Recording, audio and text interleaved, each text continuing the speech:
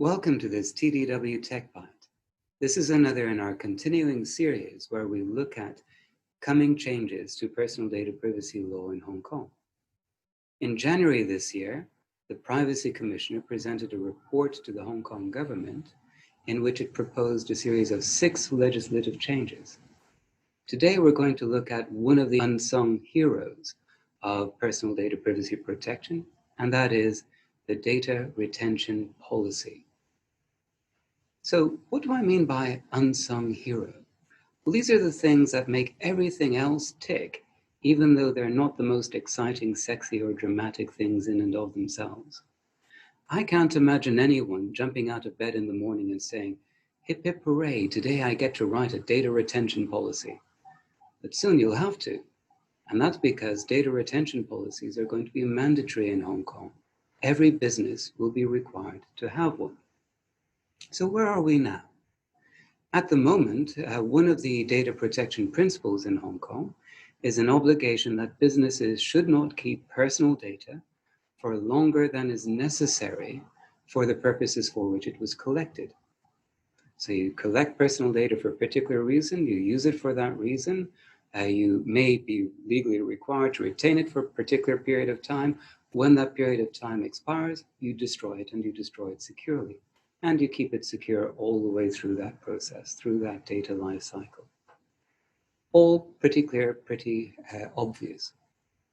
But do people really know how long they should keep personal data? It's not something that intuitively comes to you. It's not something that you're aware of unless you've really thought about it, documented it, and then have systems in place in order to know when the time comes to go about destroying it. So let's go through that process again. You need to know what data you've got before you know whether or not and for how long you should keep it. So that involves compiling a data inventory. You need to map out the data that you're collecting. You need to put that and parse it into different categories. For each of those categories, you need to identify the purpose for which you've obtained it and the use you're going to apply it for. And you need to know any legal obligations about the period of time that you need to retain it. And then you need to know and have scheduled a particular date when you're going to destroy that personal data. It doesn't happen by itself, and this is one of the beauties of data retention policies. It drives other good behaviors. It drives behaviors around working out what data you have within your systems and working out how long you're going to keep it for and working out how you're going to securely destroy it. That's what I mean by an unsung hero. So the intention in the change of law is not to prescribe any periods of time or anything of that nature. The kinds of data are far too broad and varied in order to do that. And the periods of retention for all those variety of data is just too different. You can't be prescriptive about it. It's a bit like asking how long is a piece of string. So instead, what the Privacy Commissioner is advocating is that you will write a policy where you identify these different kinds of data that you gather and that you prescribe a data retention period after which you will have a process in place to securely destroy that data. Something that you must do in respect of each business, in respect of each data that is held by each business. And now think a bit about the benefits of this in respect of good privacy conduct and behavior. There's a simple principle. If you don't have the data, you can't lose the data.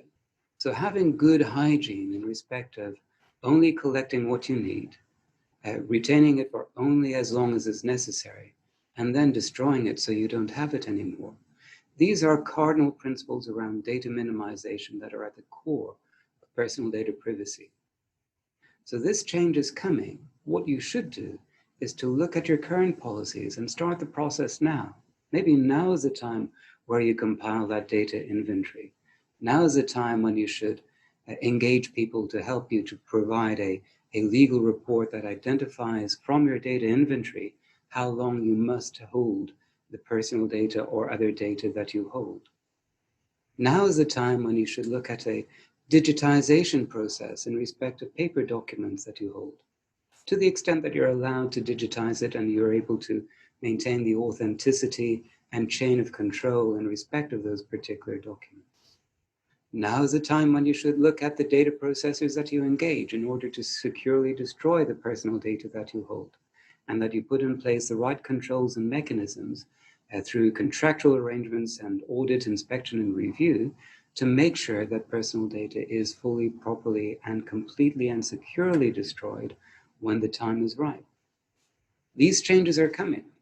Now is the time to look at your behaviors, to look at your policies, and prepare for that change.